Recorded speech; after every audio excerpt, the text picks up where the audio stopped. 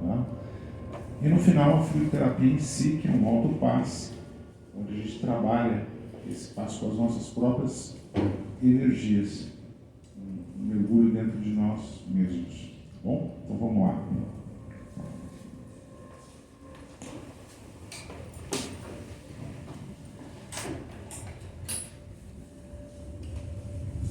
Muito bem. Convido a todos a procurarem uma posição confortável na cadeira.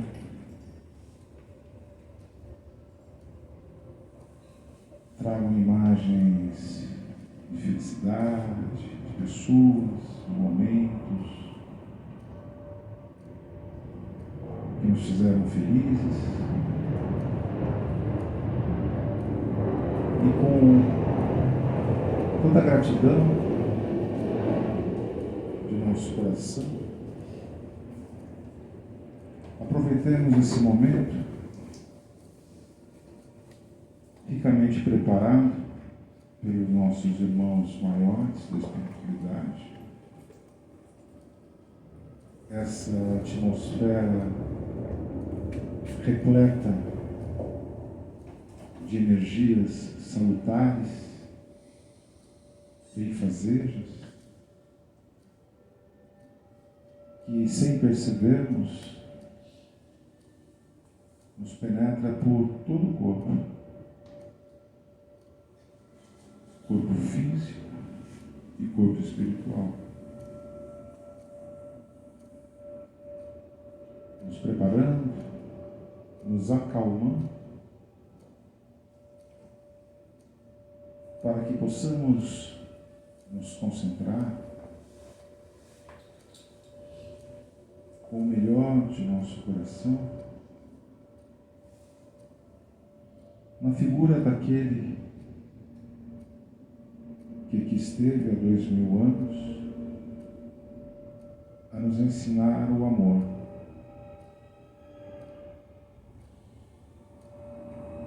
Jesus está aqui presente.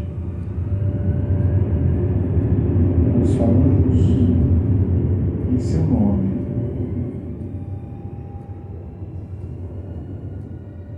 Podemos perceber a energia de paz que o Mestre querido nos oferece. Uma energia azul que sai de suas mãos e percorre todo este recinto.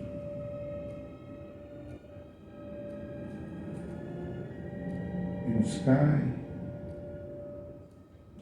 como um abraço de amor, que nos faz sentir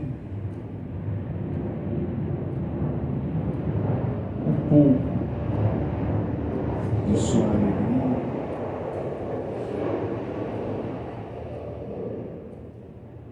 alegria que nos mostrou, alegria de servir, como nos momentos em que descia até os vales, onde ficavam os leprosos, para dar-lhes medicação, passes e roupas novas. Lembrar do Mestre que é tudo perdoado, sem jamais julgar. O Mestre que atraía multidões por onde passava. Tamanha a energia, o magnetismo, que saía deste ser iluminado, espírito puro, irradiava o amor, como o sol nos irradia a luz. E até hoje, e para sempre, este farol de bondade, de retidão, de respeito, nos guia. Nos guia a aprender a separar o joio do trigo, nos guia a aprender a exercer a humildade. Iremos no exemplo de nosso querido Mestre, lembrando-nos do agricultor que plantou o trigo em suas terras e durante a madrugada foi visitado por inimigos que despejaram as sementes de joio. Ao notar que o trigo crescia, mas também o joio, seus funcionários perguntaram quem tinha feito aquilo. E o dono das terras respondeu que era o inimigo. E os homens se oferecendo a cortar o joio, o patrão os deteve. Porque se cortasse naquele momento, cortaria também o trigo, porque não poderia saber o que era uma coisa, uma outra, que esperasse ele crescer e se distinguir completamente, para que o joio fosse cortado na jogada fora e o trigo fosse armazenado. Mestre querido, rogamos a sua bondade, o seu imenso amor, para que aprendamos das suas lições a separar o joio do trigo. Mestre querido, rogamos que nos lembre, nos dê força a seguir o caminho do amor, da humildade. Mestre, depositamos em Ti as nossas forças para que continuemos a caminhar como a Ti, dando valor e prestando atenção naqueles exemplos que nos deste. Nos dê a força, Mestre querido, para seguirmos nesse caminho. Em Teu nome, rezemos a prece que Tu nos ensinaste. Pai nosso que estás no céu, santificado seja o vosso nome. Venha a nós o vosso reino. Seja feita a vossa vontade, assim na terra como nos céus. O pão nosso de cada dia nos dai hoje. Perdoai as nossas ofensas, assim como nós perdoamos a quem nos tem ofendido. Não nos deixeis cair em tentações, mas livrai-nos de todo mal. Seja graças a Deus.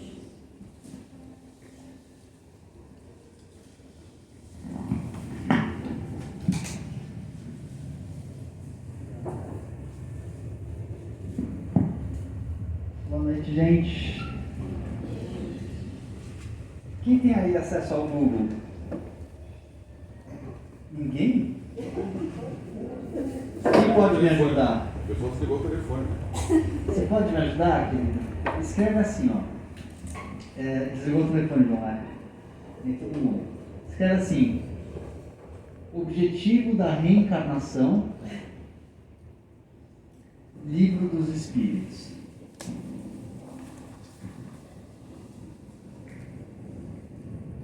Alô, alô, alô, alô, alô, alô, alô, alô, alô, alô, alô, alô, alô, alô, som. Achou? Vamos ver o que nos diz o Livro dos Espíritos. Vamos ver se cai em alguma pergunta. O Livro dos Espíritos, para quem não sabe, é feito de perguntas e respostas, né? Então, se tem lá mais de 1000 perguntas que o Kardec fez, os Espíritos responderam. E eu espero que a gente encontre essa que eu estou querendo achar. Tem alguma coisa falando aí sobre do Livro dos Espíritos, os objetivos da reencarnação? A reencarnação, tem várias perguntas, né? Lê uma, vamos ver. A alma que não atingiu a perfeição durante a vida corpórea, como acaba de depurar-se? Não. Como ela realiza sua existência pela sua transformação como espírito? Não. A alma tem muitas existências corpóreas? Não. Parece resultar desse... Achou, Andresa? Vamos ver. Obrigado. Qual que é o seu nome? Qual que é o seu nome, linda? Andréia. André, obrigado, viu? Vamos ver se a Andresa achou alguma. 132. Qual a finalidade da encarnação dos espíritos? Boa. Deus a impõe com o fim de levá-los à perfeição. Deus impõe a encarnação para os espíritos com o fim de levá-los à perfeição. Para uns é uma expiação. Para uns é uma expiação. Para outros uma missão. Para outros, uma missão. Esquece, não é para a gente missão, para a gente é expiação.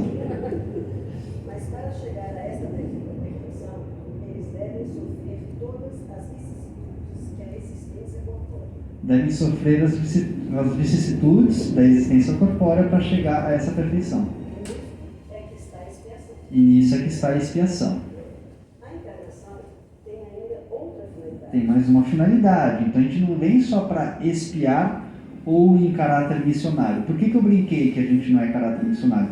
Porque os espíritos que encarnam no planeta de provas e expiações como a Terra em caráter missionários são espíritos já evoluídos, assim, né? Que já poderiam estar em outro patamar de planeta. Eu diria um Chico Xavier da vida. Então, são raros, né? Vamos dizer assim. Muito bem, mas tem um outro objetivo além da expiação, né? Sim. Que é a de pôr o espírito em condições de enfrentar a sua parte na obra da criação. De pôr um espírito em condições de enfrentar a sua parte na obra da criação. Alguém entendeu? Entendeu, Edna? O que você entendeu? Eu entendo que nós ajudamos o país a evoluir, o planeta a evoluir. O país também, por que não? Ajudamos o planeta a evoluir. Alguém entendeu diferente? Pôr o espírito em condição de enfrentar a sua parte na obra da criação. Olha que interessante. Qual que é o seu nome, querida? Regina, Regina, sabia que você tem uma parte na obra da criação? olha, espero que eu esteja fazendo ela. É, Vim eu aqui também pra espero. Mas você sabia que você tem uma parte? Você tem uma parte. Eu acho que todos nós temos. Se a gente pegar a obra da criação, tem uma parte lá que está escrito Regina. Qual que é o seu nome? Você com essa camisa bonita azul. Rui. Sabia que o Rui tem uma parte na obra da criação que compete ao Rui? Sim, e você tem que conseguir fazer com que isso pode você faça bem feito, né? Você faça bem feito. Que é o livre-arbítrio, né? Você escolhe se você quer fazer ou não. ou do outro, Sim. né? Você veio pela primeira vez semana passada, foi, Rui? Foi. Que bom que você voltou. Seja bem-vindo. Seja bem-vindo, esposa do Rui, que chama-se? Mônica. Mônica. Você não pode fazer a parte do Rui. Você tem que fazer a parte da Mônica. E vice-versa. Pode parecer bobagem isso que a gente está falando aqui, apesar de que eu acho que não parece bobagem, ninguém está achando que parece bobagem. Só que a gente fica sempre falando, né? O planeta Terra é um planeta de provas e expiações, provas e expiações, provas e expiações. A gente vem aqui para sofrer, a gente vem aqui para reparar, a gente vem aqui para pagar as dívidas e tal e tal. Mas a gente vem aqui para fazer também. E não fazer só para pagar as nossas dívidas, fazer para contribuir com a coletividade. Porque às vezes a gente acha que só o espírito, ou os espíritos que vão contribuir para a coletividade, são aqueles que já alcançaram a perfeição, aqueles que estão ao lado de Deus, que entendem a língua direta de Deus, os espíritos missionários, eles que vêm aqui cumprir com a parte na obra da criação. A gente vem sofrer para melhorar, eles que vêm fazer a obra. Não. Mesmo a gente com toda a nossa imperfeição, com todas as nossas impurezas, com todas as nossas dificuldades, com todas as nossas limitações, a gente também tem o dever de fazer a nossa parte. Até porque a expiação e a prova, elas também dependem do que a gente faz, né? Porque vamos dizer que você vem expiar. Então, você encarnou. O que é uma expiação? Esse expiar é com X, né? Não é expiar com S. Expiar é reparar. Então, você vem viver uma vida com algumas dificuldades, para que você possa, essas dificuldades possam servir como uma reparação às coisas que a gente fez no passado. Só que se a gente vive essas expiações, a gente repara as contas do passado. Só que o que a gente vai viver no futuro vai ser ocasionado pelo quê? Pelo presente. Então eu estou vivendo as expiações agora pagando o passado, mas o que eu estou fazendo agora é uma besteira. O que vai acontecer? Eu vou estar plantando uma expiação no futuro, entendeu? Então o que adianta ficar nesse círculo viciante? Como é que é?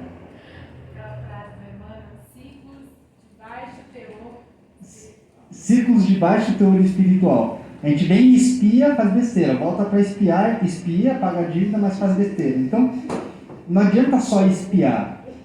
Porque é um planeta de expiações e provas, né? O que são as provas? As provas é você demonstrar que você já é capaz de fazer aquilo que você tem capacidade de fazer. Eu posso não ter capacidade de fazer 10, como tem Jesus. Mas eu tenho capacidade de fazer 1,5. Então, se eu vou para o plano espiritual fazendo 0,8, o que vai acontecer? Depende da média, né? Se a média for 0,7, eu passei. Só que olha que interessante. Qual é o seu nome? Júlia, olha que interessante. O Emmanuel tem uma frase. Ele fala assim: o amor começa onde o dever termina. Qual que é o dever do aluno? Passar. O dever do aluno é passar. Então, se a média for 0,7 e ele tira 0,7, ele passou. Só que a gente não está falando de uma escola do ângulo lá, ou sei lá, qualquer escola que vocês estudaram. A gente está falando da vida espiritual, que geralmente tem princípios muito diferentes dos princípios que a gente considera quando a gente vive aqui encarnado. Bem diferentes. Então, quando Emmanuel fala o amor começa onde o dever termina, ele está tratando da lei do máximo esforço. Quem já ouviu falar da lei do máximo esforço? A lei do máximo esforço sugere que a gente faça o nosso melhor. E fazer o nosso melhor não é se esforçar para tirar a média. É se esforçar para fazer o nosso melhor. Se eu faço o meu melhor e tiro a média, tudo bem, eu fiz o meu melhor, fica claro? Só que se eu faço o que precisa para tirar a média, entende que é diferente? Eu tô cumprindo o meu dever, eu tô. Só que na lei da vida, a lei espiritual, nos cobra mais do que o nosso dever. Porque geralmente o nosso dever aos olhos da terra é muito pouco aos olhos do espírito. Fica claro? E aí a gente chega no plano espiritual, com a consciência pesada, a gente ainda não entende o porquê, porque quando a gente vive encarnado a gente se engana de monte. Tem algum psicólogo ou psicóloga aqui? Se engana, né, Regina? Se engana muito, né? A gente se engana demais, mas quando chega no plano espiritual não tem mais possibilidade de se enganar. Porque essa cortina do ego, olha, desculpa, hein? Pode tirar a máscara para vocês verem a cara dos nomes. Essa cortina do ego, ela não existe no plano espiritual, ela cai. Então não dá mais para se enganar. E aí, quando a gente chega no plano espiritual e fala assim, nossa, mas eu fiz tudo que eu podia para dar uma melhor. E a gente mesmo vai falar, não fez. Mas fiz, não, mas não fez, mas fiz, mas não fez. E o não fez vai ganhar, porque não dá para se enganar mais lá, entendeu? As coisas ficam muito claras. E mesmo que eu faça assim, putz, mas eu não sabia disso, não sabia que era assim. Eu mesmo vou me questionar, mas Thiago, o que você fez para saber? Porque outro dia eu estava pensando sobre isso, né? Se eu chegar no plano espiritual, uma pessoa chega no plano espiritual e fala assim, putz, eu não ajudei os outros porque eu não sabia que era importante ajudar os outros. Mas você se esforçou para ir atrás das informações? Ou você estava vendo aquela frase que o pessoal adora, né? A ignorância é uma bênção. A pessoa que fala que a ignorância é uma bênção é porque ela gosta de viver sem responsabilidade. Então ela não vai buscar responsabilidade, porque ela quer a vida sem responsabilidade. Então, esse fato, essa passividade de não ir atrás da sua melhor versão, já é um defeito, vamos dizer assim. Por quê? Porque não ir atrás da sua melhor versão pode fazer você cumprir os seus deveres, mas não faz você amar. E Emmanuel diz, o amor começa onde o dever termina. E amor é lei da vida, né? O amor é lei da vida. Se a gente quer ter uma encarnação bem vivida, a gente precisa amar. Então a gente precisa ir além dos nossos deveres.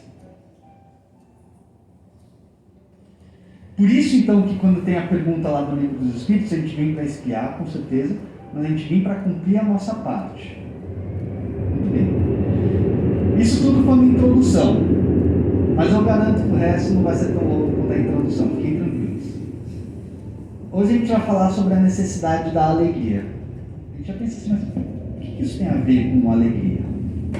Alguém consegue fazer uma associação de tudo que foi dito até agora com alegria?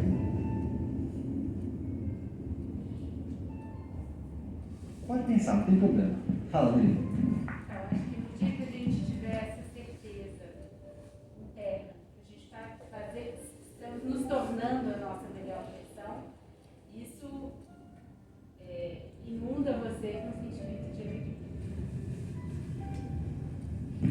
Então, o sentimento de tristeza é quando você sente que você não está fazendo o seu melhor. Seria isso? É o oposto, né? Sim. Que quando você sente que você está fazendo o seu melhor, segundo o seu raciocínio, você está alegre. Muito bem. Alguém mais consegue associar o que a gente conversou até agora com a alegria? Ou com a necessidade da alegria? Acho que não deixa de ser uma obrigação, tudo fica leve, né? Quando deixa de ser uma obrigação, tudo fica leve. Realmente, quando você não tem obrigação, fica leve. Eu lembro quando era criança, não tinha obrigação de nada. Era uma leveza maravilhosa. Hoje está pesada a vida. Mas não dá para ser alegre com obrigação? Dá. Eu acho que a alegria contagia e você contagia o outro, você se contagia e isso faz a sua cruz ficar mais fácil de levar ou de transformar. Dever cumprido. Dever cumprido. O que tem o dever cumprido? Da alegria. Tá? Quando você estiver fazendo mais que o seu dever, você está amando. Quando você está fazendo mais seu dever, você está E aí amando. você se conecta com o sentimento de alegria. É isso. Mas cumprir o seu papel com alegria é uma escolha. É uma escolha. Desenvolve mais, Andresa. Não, você pode fazer as coisas com entusiasmo, com alegria, ou pode ajudar o próximo com alegria por obrigação, porque você quer um lugar no céu, né? Tipo isso. Não, eu estou fazendo porque isso me transborda, porque me vai ser alegre. Então você faz por aquele caminho que te preenche. Tá, legal, faz sentido. Apesar de que eu vou só abrir um parênteses, tá? Eu tenho uma teoria, Andresa. Antes da gente viver o nosso dever com plenitude, com plena consciência de que, nossa, eu vou cumprir meu dever porque eu sou um espírito pertencente à vida, eu acho que faz parte a gente cumprir por uma certa obrigação moral, sabe? A gente ainda está muito arraigado ainda ao esquema que a gente vivia nas religiões mais dogmáticas, do temer a Deus, onde a gente cumpria aquilo que era moralmente colocado porque a gente temia. Hoje a gente não temia Deus, mas a gente temia o Brau. Não temia o Brau? Quem quer ir pro Brau? Vai dizer que você nunca falou, putz, eu vou ajudar a pessoa aqui porque eu não quero ir pro Brau, né? Você lê lá o Nosso Lar, vê que André Luiz passou 8 anos lá, fala, putz, eu não vou mais tratar ninguém mal, não quero ir para aquele lugar não. Eu acho que esse sentimento de medo, de fazer para ganhar uns pontinhos, ainda faz parte da nossa imperfeição e está tudo bem. Um dia a gente chega lá. Fecha parênteses. Engraçado que a gente fala alegria, mas enquanto a gente não define alegria, a gente vai ter várias respostas diferentes, porque cada um vai entender o que é alegria segundo o seu prisma, fica claro? Né? Eu posso perguntar o que é alegria para uma pessoa vai dar uma resposta. Para outra, pode até dar uma resposta igual, mas pode dar uma resposta diferente. Então, eu quero trazer a alegria aqui como a força motivadora do fazer. A bateria que liga o nosso fazer, sem a qual você não faz. Pensa no liquidificador. Se o liquidificador está alegre, você bota ele na tomada, ele vai ligar, ele vai bater, ele vai produzir. Se o liquidificador está triste, vai botar daquela, sabe, capengada, assim, não vai produzir. É isso que eu queria trazer por alegria. E aí eu queria refletir com vocês sobre o oposto da alegria, que eu acho que é um sentimento que a gente tem muito hoje em dia, mas não é exclusividade dos nossos tempos, né? A tristeza sempre teve, sempre existiu. Mas eu acho que numa sociedade conectada como a nossa, onde a gente recebe informações filtradas pelas pessoas para sempre expor o melhor, gera ansiedade, comparação, o que traz um sentimento de tristeza mais intenso. Isso para quem vive muito, né, no celular, assim, nas redes sociais. Então parece que quando a gente vai ligar a TV e a gente vê um monte de desastre, vê um monte de notícia ruim, o que a gente fala? Nossa, mas o mundo está pior hoje, o mundo piorou. Antigamente as coisas não eram assim, está muito pior. Aí quando a gente abre a rede social, lá a gente rola o feed, todo mundo na praia, todo mundo está bonito, todo mundo com sorriso, todo mundo com aquele filtro que deixa o corpo lindo, e a gente fala o quê? Não. Ai, que dia de férias. Eu queria estar nessa praia, eu queria estar nesse carro, eu queria estar nesse corpo, eu queria estar nesse sorriso. Minha vida não é assim, só eu tenho em casa jogado, o cara tá lá curtindo. Então, se tá ruim, a gente acha que é péssimo. Se tá bom, a gente acha que tá ruim porque a gente não tá lá. E quando que a gente acha que tá bom? Dá para entender como a gente vive sempre um ciclo de reclamação? Acho que a coisa não tá boa. É uma questão de escolha, mas não é tão simples assim, né, Andresa? A gente precisa entender por que a gente reclama tanto, para ter a possibilidade de escolher. Aí que entra a psicologia. Se a gente não entender o mecanismo, a gente está sempre reclamando, a gente fica vítima desse nosso psicológico que a gente não compreende.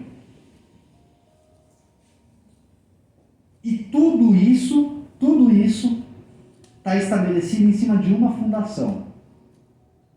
Toda essa tristeza, essa insatisfação, essa ansiedade. Eu não queria entrar muito em termos psiquiátricos, porque não é a minha área, mas essa depressão, eu diria, né, até a ansiedade também é mais psiquiátrica, mas enfim. Tudo isso que a gente tem vivendo muito de desorganização psicológica, está tudo em cima de uma fundação. Segundo a leitura que a gente faz, né, aqui espiritual. E essa fundação é a ilusão.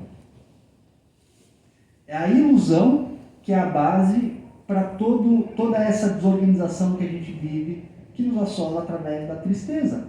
Né? Vamos colocar a tristeza como mãe de todos esses sentimentos, né? Tá bom? E o que significa essa ilusão? Fica tranquilo, querido, tá tudo bem. Se for um paciente, pode atender. Deve fazer atendimento online hoje, né? Então, tudo está na ilusão. Mas como assim ilusão? Porque a nossa vida encarnada, ela é real. Só que ela é uma parte da realidade. E a gente acha que ela é toda a realidade. Se eu perguntar para cada um de vocês, eu tenho certeza que, se não 100%, 98%, 95% que seja, vai falar, não, a vida espiritual existe. Mas cada um de vocês considera no dia a dia a realidade da vida espiritual? Não precisa responder, mas pensa. Vocês consideram a realidade da vida espiritual no dia a dia? Ou vocês acreditam nisso, mas na hora de olhar para o mundo, de enxergar a vida, de fazer a leitura das coisas, a gente tem a cabeça materializada? Porque se você abre lá o seu feed, você vê o cara no carrão, uma pessoa na praia, você fala, nossa, minha vida é um lixo. O que você está considerando da vida espiritual? O que esse sentimento está revelando sobre a sua forma de enxergar o mundo? Entende? Ou quando você se compara com uma pessoa e você se sente mal, o que esse sentimento, o que essa perspectiva de vida está revelando sobre como você enxerga o universo? Porque o fato da gente vir aqui, ler um livro espírita, não significa que a gente introduziu a espiritualidade na nossa forma de enxergar a vida. E se a gente não introduziu a espiritualidade na nossa maneira de enxergar a vida, então a gente vive na ilusão. Porque a gente considera só uma parte da realidade como se ela fosse toda a realidade, que é a material. E não é. A material é uma, ousaria dizer, pequena parte da realidade. A maior parte, a essencial, a principal, de onde viemos para onde vamos, é a espiritual. A gente encarna no planeta de provas e expiações, não é para bem suceder materialmente, o que não significa que é para mal suceder materialmente. Claro, você falar que você encarna para não bem suceder materialmente, não está falando que é para mal suceder, entendeu? Você pode encarnar e bem suceder e ter uma ótima encarnação e está tudo certo, não tem problema nenhum. Dinheiro não é ruim, bens materiais não são ruins, não tem problema nenhum. Só que a gente não encarna com esse objetivo. Porque quando a gente chega no plano espiritual, a gente enxerga a realidade e no plano espiritual a gente não fala assim, eu quero encarnar para ter muito dinheiro. Porque a gente entende que isso não tem valor para o nosso crescimento íntimo.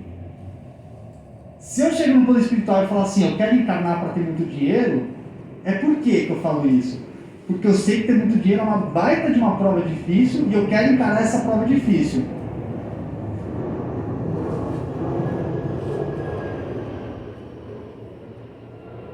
Porque quando você tem muito poder material, ou poder de influência, que seja, fica muito mais fácil você se inebriar com esses valores e esquecer das questões espirituais. E quando você esquece das questões espirituais, é uma encarnação em decadência. É uma encarnação que dificilmente vai se salvar alguma coisa. Porque se você se deixa dominar pelos valores materiais de poder de influência, provavelmente as suas escolhas não vão respeitar a sua consciência, vai passar muito longe dos deveres que você tem a cumprir na obra da criação, lá da resposta ao livro dos Espíritos, tá claro? De tudo isso que foi dito, então, portanto, a gente só gostaria que vocês lembrassem que a fundação da nossa tristeza, da nossa ansiedade, da nossa depressão, de tudo isso, é a ilusão. E como que eu mudo essa fundação da ilusão para a realidade?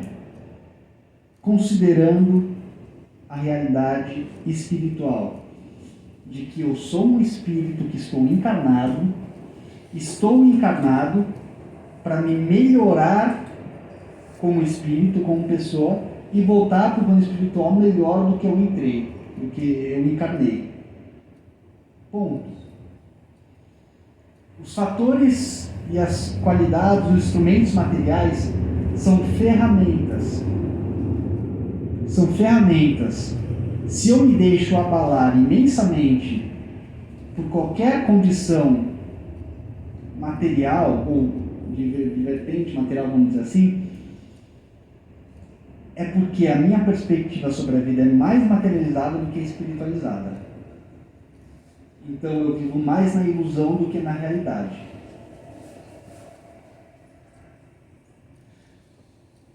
Eu sei que esse discurso pode fazer parecer duas coisas. Primeiro, então o material não importa, eu vou viver de luz. Não é isso. Tá claro que não é isso, né, gente?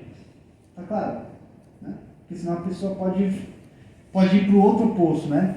Desvalorizar totalmente a matéria, que é um erro também. É um erro completamente, né? Ou então pode fazer parecer que...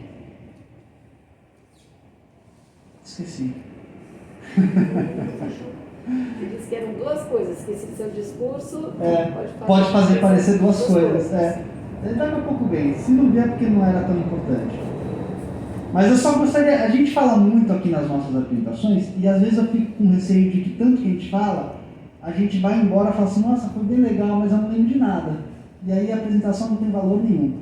Então, se for para lembrar de alguma coisa, lembra de considerar a espiritualidade no seu dia a dia.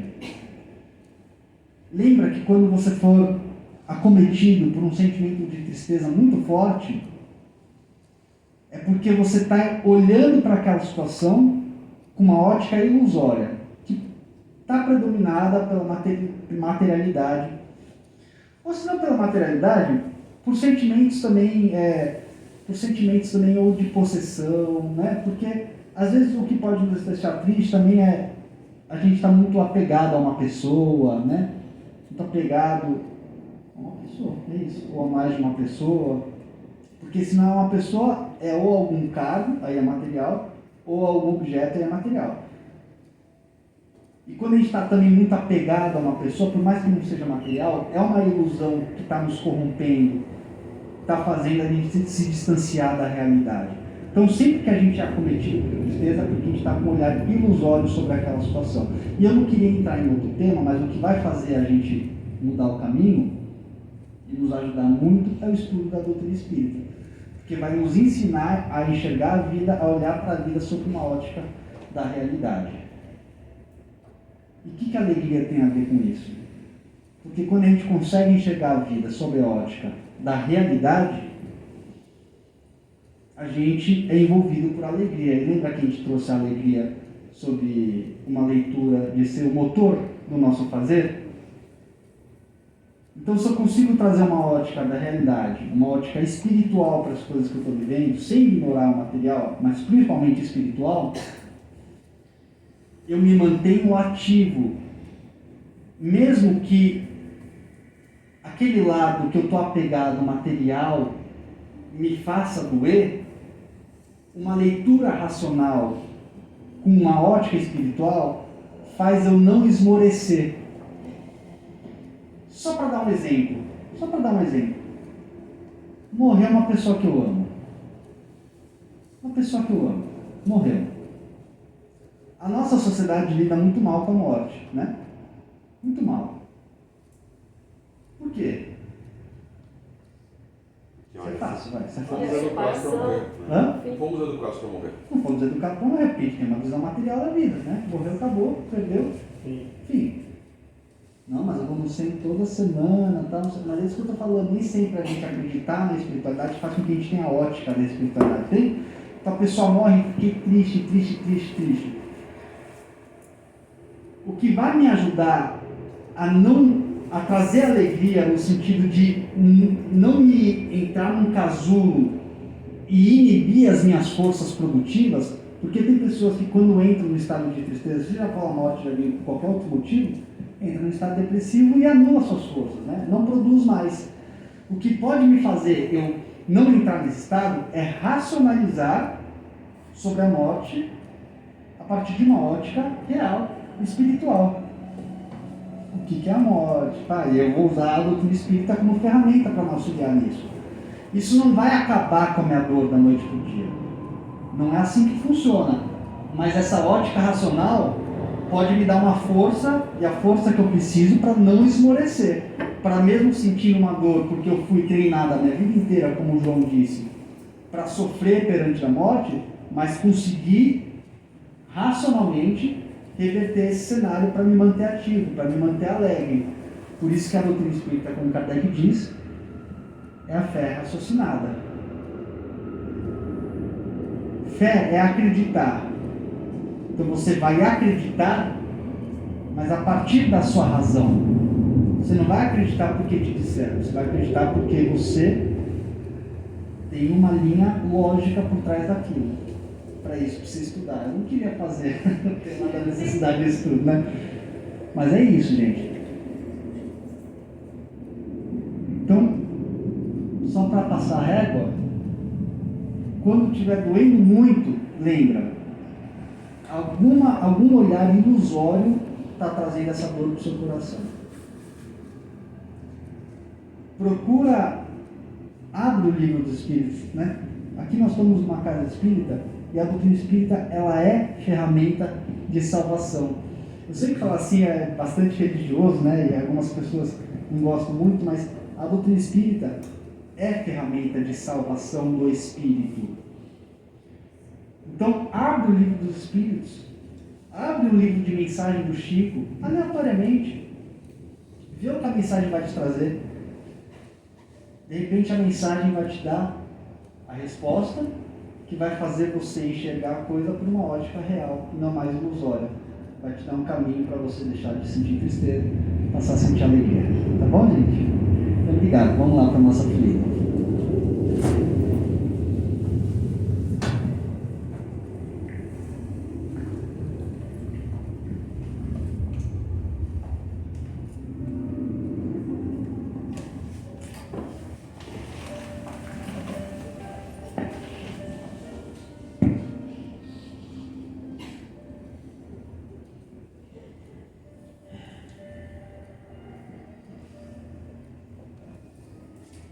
Então vamos cuidar de nós.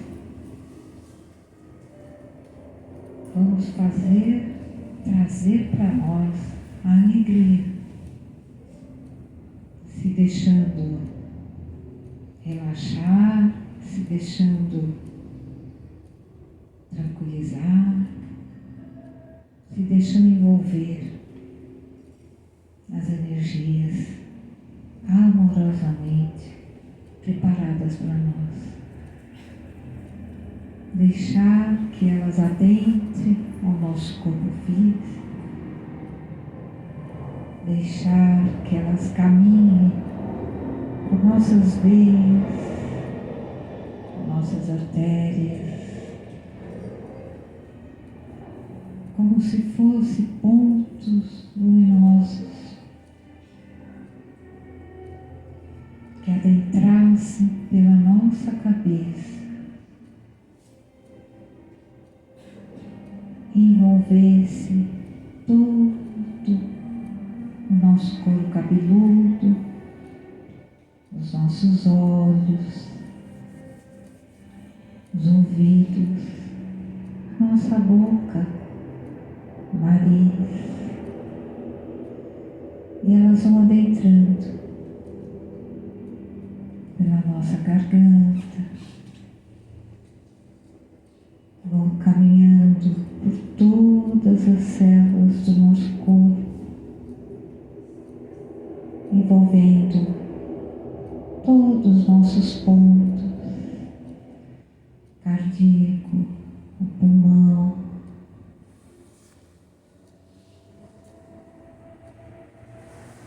todo o nosso corpo,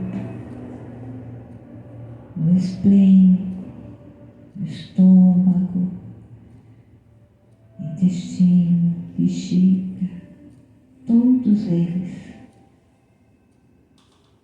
são receptores dessas energias, porque estamos aqui para cuidar de nós. E esses pontos vão caminhando por cada célula, envolvendo músculos,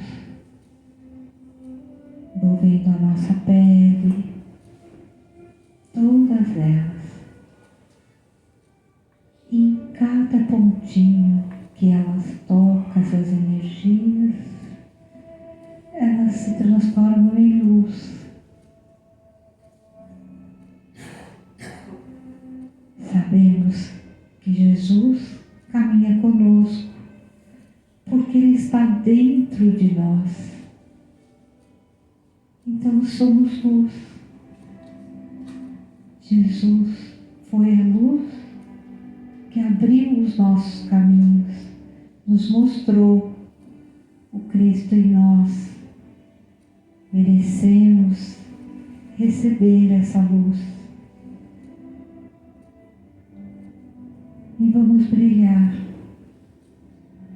E como se de cada cantinho do nosso ser pudesse resplandecer em raios luminosos, fazendo ali uma reativação de todas as energias, de todos os sistemas, de todas as partes do nosso corpo. É a hora de se deixar se levar com essas energias. Estamos aqui. Jesus nos ensinou o caminho. Temos que deixar Ele cuidar de nós. Vamos se deixar brilhar para que essa luz se irradie para todos os lados. Que elas vão para todos os caminhos, em todas as direções, para que quando seguiríamos com luz. E ao se deixar envolver, trazemos para nós a pacificação dos nossos pensamentos, dos nossos sentimentos, a alegria de ser útil, a alegria da paciência, a alegria de cuidar de nós. Hoje cuidamos de nós. Precisamos sair daqui em luz, melhores, elevados, na certeza que a tarefa de hoje é cuidar de nós. E assim, brilhando, cintilando cada parte do nosso corpo físico, se estendendo ao nosso perispírito, nosso corpo espiritual, podemos ter certeza de que tudo está no lugar certo, na hora certa, e que tudo depende de nós, de fazer e acender a luz do Cristo em nós, para que pudéssemos estar melhor do que já fomos antes. E dentro desse brilho intenso que já nos envolve, somos convidados a ir ao nosso lar. Estamos à porta, abrimos e adentramos. E essa luz se faz tão forte que ela já ilumina todo esse espaço. E ela vai cintilando como raios para cada cômodo, iluminando os menores lugares, os móveis, gavetas, roupas, alimentos. E a gente vai iluminando todo esse espaço, tirando dali tudo aquilo que não nos faz bem, plantando essa luz que Jesus acendeu em nós. Ao nos percebermos com luz, caminhamos e atingimos a todos da nossa casa, como se fosse um abraço, ao tocarmos em cada objeto, em cada pessoa, cada animal, flor, tudo se passa essa energia de brilhar, de acender, de clarear. E já no centro da nossa casa,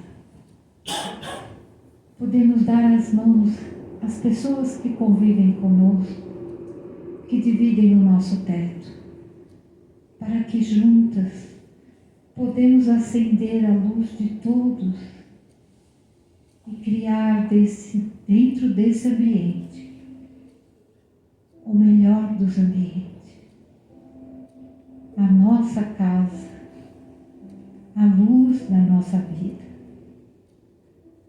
e que cada um deles possa também usufruir dessa luz, dessa grande força que é ser preenchida pela luz do divino que Deus dedicou a nós nesta encarnação. E assim podemos nos entregar, sabendo que tudo se modifica a hora que eu acendo essa luz, que vai me dar a paciência e bom ânimo e me fazer caminhar a passos firmes, na certeza de que a luta é minha e a vitória também é minha, porque estou com o Pai em mim. E assim, somos convidados também a ir a outros ambientes comuns do nosso dia a dia. A casa de algum filho, trabalho, alguém que nos é importante. Nós vamos estendendo essa luz a todos esses ambientes, a todas essas pessoas que também se faz junto conosco essa caminhada. E assim que possamos voltar a esse espaço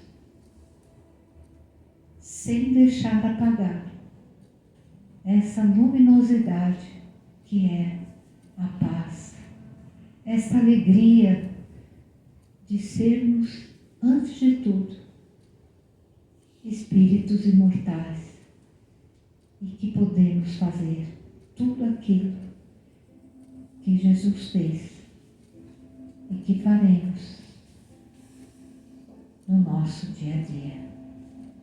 E assim, rogamos ao Pai que esteja conosco, que nos envolva nessas energias, não só hoje, mas que nos permita mantê-la por todos os dias que virão, sob todas as situações, sob todas as faces que ela se mostrar para nós.